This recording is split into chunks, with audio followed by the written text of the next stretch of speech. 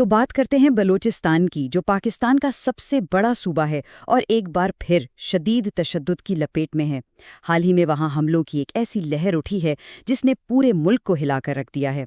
लेकिन ये कोई अचानक भड़कने वाली आग नहीं है, ये तो एक ऐसा तनाज़ा है जो दहाइयों से सुलगता रहा है, और ये उसकी बस एक ताज़ा चिंगारी है। तो चलें ज़रा गहराई में उतरते हैं और समझते हैं कि आखिर ये सब हो क्या रहा है। 145 ये सिर्फ कोई आम नंबर नहीं है। सरकारी आदात व शुमार के मुताबिक ये उन अस्करियत पसंदों की तादाद है जो हालिया पुरतशद्दद वाक़यात में मारे गए। ये अदद खुद बताता है कि वहाँ सूरत हाल कितनी संगीन है। और ये सब कुछ हुआ सिर्फ 40 घंटों के अंदर अंदर। इतने कम वक्त में इतनी बड़ी तादाद में हलाकतें, मतलब साफ है कि ये कोई छोटी मोटी झड़पें नहीं थीं। ये तो एक बाकायदा तेज़ और बहुत शदीद हमलों का सिलसिला था जिसने पूरे सूबे को अपनी लपेट में ले लिया। और दूसरी तरफ रियासत का रद्द-ए-अमल वो भी इतना ही सख्त था। बलूचिस्तान के वज़ीर आला का ये बयान कि हम एक सेकंड के लिए भी सरेंडर नहीं करेंगे, हम ये जंग 1000 साल तक लड़ेंगे, ये सुनकर लगता है जैसे बातचीत की कोई गुंजाइश ही नहीं छोड़ी गई। साफ ज़ाहिर है कि हुकूमत का इरादा इस शोरिश से सिर्फ और सिर्फ ताकत के ज़रिए निमटने का है। तो एक तरफ ये हमले हैं और दूसरी तरफ हुकूमत का ये आयरनी अज़्म। इस पूरी पेचीदा सूरत हाल को समझने के लिए हम इसे कुछ हिस्सों में देखेंगे।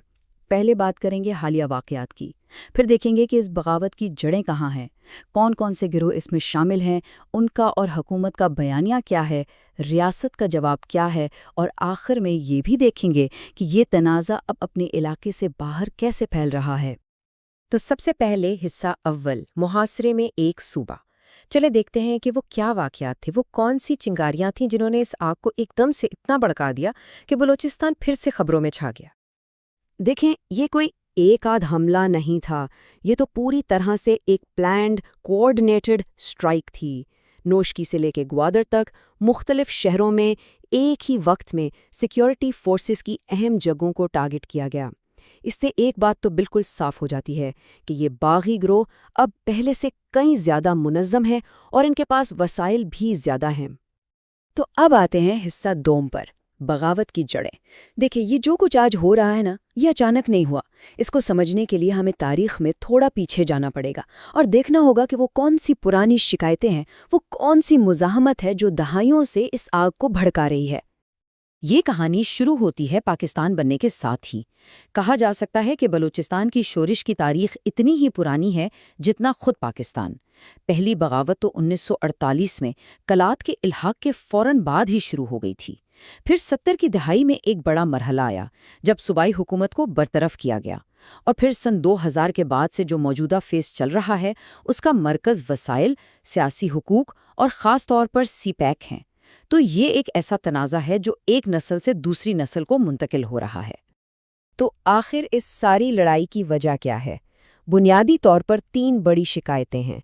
एक, माशी, यानी ये एहसास कि सूबे के कुदरती वसाइल से मकामी लोगों को कोई फ़ायदा नहीं हो रहा।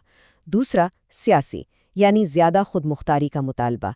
और तीसरा, इंसानी हकूक़ का मसला, जिसमें सबसे बड़ा इल्ज़ाम जबरी गुमशुदगियों का है। यही वो 3 बुनियादी बातें हैं जिनकी वजह से ये शोरिश आज भी जिंदा है। अब आते हैं तीसरे हिस्से पर, शोरिश का बिखरा हुआ महाज। जब हम बलोच बागी की इस्तिलाह सुनते हैं तो जहन में शायद एक ही ग्रोह का तस्वर आता है, लेकिन हकीकत में ऐसा नहीं है। ये कोई एक मुत्तहिदा महाज नहीं, बल्कि कई मुख्तलिफ ग्रोहों का एक जाल है जिनके अपने अपने नज़रियात, अपनी अपनी हिकमत अमली और अपने अपने अहदाफ हैं। यहाँ हम 3 सबसे बड़े और फाल ग्रोहों पर नज़र डालते हैं। एक है बलोच लिबरेशन आर्मी का जनाद धड़ा यानी BLAJ, जो बड़े पैमाने पर खुदकुश हमलों के लिए जाना जाता है। फिर है बलोच लिबरेशन फ्रंट यानी BLF, जो गुरिल्ला जंग पर ज़्यादा इन्हिसार करती है। और तीसरा है BLA का असलम अचू धड़ा, जो आज़ादाना तौर पर काम करता है। दिलचस्प ये है कि ये सब तमाम गिरोह सीपैक और चीनी मफादात को अपना हदफ बनाते हैं, लेकिन इन सब के काम करने का तरीका अलग है। اور ان گروہوں کو مزید خطرناک بناتا ہے ان کا اتحاد۔ براس یعنی بلوچ راجی آجوئی سنگر 2018 میں بننے والا یہ اتحاد BLA اور BLF جیسی بڑی تنظیموں کو ایک پلیٹ فارم پر اکٹھا کرتا ہے، اور اسی اتحاد کی وجہ سے یہ پہلے سے کہیں زیادہ بڑے، مربوط اور تباہ کن حملے کرنے کے قابل ہوئے ہیں۔ یہ سلائیڈ بہت واضح طور پر دکھاتی ہے کہ ان باغیوں کی جنگی حکمت عملی وقت کے ساتھ کیسے بدلی ہے۔ روایتی ہٹ اینڈ رن یعنی مارو اور بھاگو والی گوریلا جنگ سے شروع ہو کر اب یہ خودکش حملوں اور یہاں تک کہ شہروں پر عارضی قبضے کی کوششوں تک پہنچ چکے ہیں۔ یہ ان کی بڑھتی ہوئی عسکری صلاحیت اور عزائم کا منہ بولتا ثبوت ہے۔ چوتھا حصہ، شکایات اور جیو پالیٹکس۔ دیکھیے، میدان میں جو جنگ لڑی جا رہی ہے اس کے ساتھ ساتھ ایک اور جنگ بھی جاری ہے، اور وہ ہے بیانیوں کی جنگ، یعنی نیریٹیوز کی جنگ۔ چلیں دیکھتے ہیں کہ اس تنازع کے بارے میں دو بالکل الگ الگ کہانیاں کون سنا رہا ہے۔ ایک طرف حکومت کا بیانیہ ہے جو کہتا ہے کہ یہ سب بھارت کی سرپرستی میں ہونے والی دہشت گردی ہے جس کا مقصد پاکستان کو غیر مستحکم کرنا ہے، اور دوسری طرف باغیوں کا بیانیہ ہے جو اسے اپنے وسائل اور حقوق کے لیے ایک قومی جدوجہد قرار دیتے ہیں۔ یہ دو کہانیاں ایک دوسرے کی بالکل ضد ہیں، اور کون سی کہانی سچ مانی جاتی ہے یہی اس تنازع کے مستقبل کا تعین کرے گی۔ اور حکومت کا یہ بیانیہ صرف باتوں تک ہی محدود نہیں ہے، یہ سرکاری دستاویزات ہیں جن میں تمام محکموں کو باقاعدہ ہدایت دی گئی ہے کہ وہ بلوچ عسکریت پسند تنظیموں کے لیے فتنۃ الہند کا لفظ استعمال کریں، جس کا مطلب ہے ہندوستان کا پیدا کردہ فتنہ۔ یہ اس بات کا ٹھوس ثبوت ہے کہ ریاست سرکاری سطح پر اس تنازع کا سارا الزام بھارت پر ڈال رہی ہے۔ اور یہ اعداد و شمار دکھاتے ہیں کہ یہ تشدد صرف بیانات کی حد تک نہیں ہے۔ ذرا اس چارٹ پر نظر ڈالیں جو تینوں بڑے گروہوں کے حملوں میں ایک ڈرامائی اضافہ دکھا رہا ہے۔ خاص طور پر BLA کے حملوں کی تعداد تو کئی گنا بڑھ گئی ہے۔ یہ اضافہ چین پاکستان اقتصادی راہداری یعنی CPEC کے منصوبوں پر کام تیز ہونے کے ساتھ ساتھ ہوا ہے، جسے یہ باغی گروہ اپنے وسائل کا استحصال سمجھتے ہیں۔ پانچواں حصہ، ریاست کی جوابی جنگ۔ تو سوال یہ ہے کہ اس بڑھتی ہوئی شورش کے جواب میں پاکستانی ریاست کر کیا رہی ہے؟ چلیں ان کثیر جہتی اقدامات پر ایک نظر ڈالتے ہیں جو فوجی اور قانونی دونوں محاذوں پر نظر آتے ہیں۔ حملوں کے فوراً بعد حکومت نے کچھ فوری اقدامات کیے۔ کوئٹہ میں عوامی اجتماعات پر پابندی کو اور سخت کر دیا گیا۔ پورے صوبے میں 1 مہینے کے لیے ہر قسم کے دھرنوں اور جلوسوں پر پابندی لگا دی گئی، اور ساتھ ہی وزیر دفاع نے موپنگ اپ آپریشنز یعنی صفائی کے آپریشنز کا بھی اعلان کر دیا۔ یہ سب سیکیورٹی کی صورتحال پر فوری قابو پانے کی کوششیں تھیں۔ لیکن سوال یہ ہے کہ کیا یہ اقدامات کافی ہیں؟ اپوزیشن جماعت PTI کا موقف اس پر ایک اہم سوالیہ نشان لگاتا ہے۔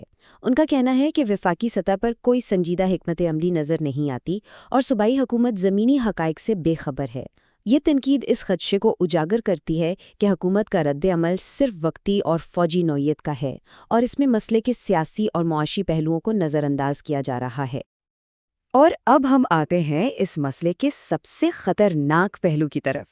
یہ تنازع اب صرف پاکستان کی سرحدوں تک محدود نہیں رہا، بلکہ یہ علاقائی سطح پر پھیل کر ایک بین الاقوامی مسئلہ بنتا جا رہا ہے۔ بلوچستان کی جغرافیائی حقیقت یہ ہے کہ یہ پاکستان اور ایران کے درمیان تقسیم ہے۔ دونوں ہی ملک ایک دوسرے پر الزام لگاتے ہیں کہ وہ اپنی اپنی سرحدوں کے اندر بلوچ عسکریت پسندوں کو پناہ دیتے ہیں۔ یہ کشیدگی اس سال جنوری میں اس وقت انتہا پر پہنچ گئی جب دونوں ممالک نے ایک دوسرے کی سرزمین پر فضائی حملے کر دیے، جس سے ایک انتہائی خطرناک اور غیر مستحکم سیکیورٹی صورتحال پیدا ہو گئی ہے۔ اور یہ سب کچھ ہمیں اس پورے تنازع کے سب سے بنیادی سوال پر لا کر کھڑا کرتا ہے۔ کیا صرف ایک فوجی رد عمل اس مسئلے کو حل کر سکتا ہے جس کی جڑیں دہائیوں پرانی سیاسی اور معاشی شکایات میں ہیں؟ اس سوال کا جواب ہی بلوچستان کے مستقبل کا تعین کرے گا۔